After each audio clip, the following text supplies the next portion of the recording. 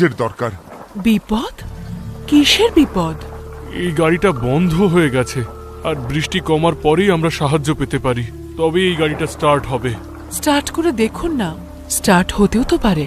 মেয়েটির কণ্ঠস্বর তাদের মনে আতঙ্ক সৃষ্টি করেছিল। রাজা সোহনের দিকে তাকিয়ে যেই মুহূর্তে গাড়ি স্টার্ট করলো, গাড়িটি স্টার্ট হয়ে গেল।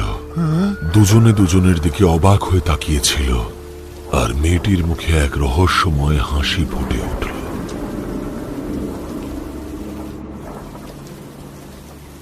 গাড়িটি এগিয়ে যেতে থাকলো, কিন্তু অদ্ভুতভাবে টেম্পারেচারটাও ফল করছিল।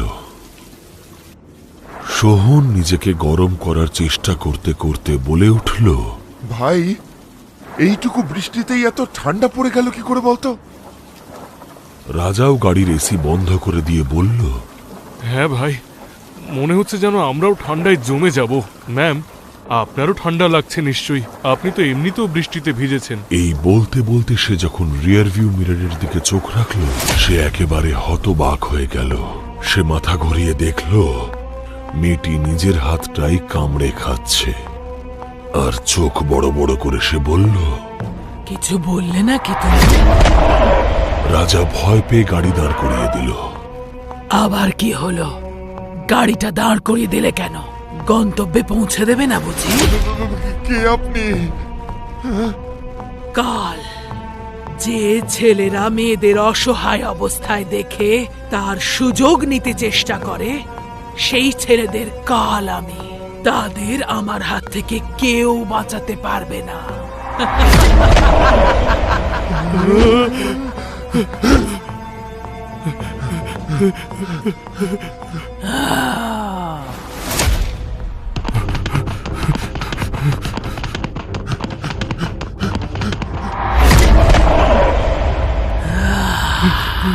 এই বলতে বলতে মেয়েটি রাজার একেবারে সামনে চলে এলো, আর রাজা ভয় পেয়ে পিছিয়ে যেতেই মেয়েটি তার দিকে এগিয়ে এসে বলল, কিছুক্ষণ আগেই তো আমাকে দেখতে খুব ভালো লাগছিল, ইশারা করে করে আমাকে ডাকছিলে।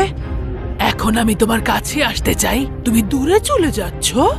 মেয়েটির কথা শুনে সোহন হতবাক হয়ে রাজার দিকে তাকালো, আর রাজা ভয় ভয় বলল, সে তো তোমাকে মাঝ জঙ্গলে অসহায় দেখে মনে হলো যে যে তোমার খুব সাহায্যের প্রয়োজন।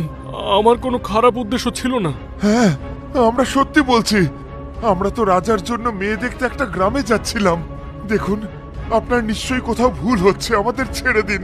মেয়েটি সজোরে হাসতে শুরু করলো, আর সেই হাসির আওয়াজ শুনে জঙ্গলে থাকা বাদুড়ের দল উড়তে উড়তে এসে কাছের গাছে বসলো।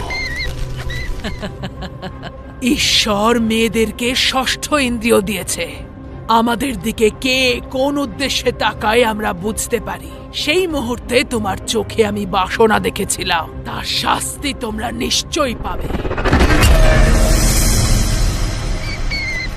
মেয়েটির একটা ইশারায় সেই বাদুড়ের দল ওদের শরীর থেকে রক্ত শুষতে শুরু করলো, আর মেয়েটি মাথা ঘুরিয়ে বলল, অবুঝ হতে পারি, কিন্তু দুর্বল নই। মেয়ে আমরা কোনো অংশে কম নই।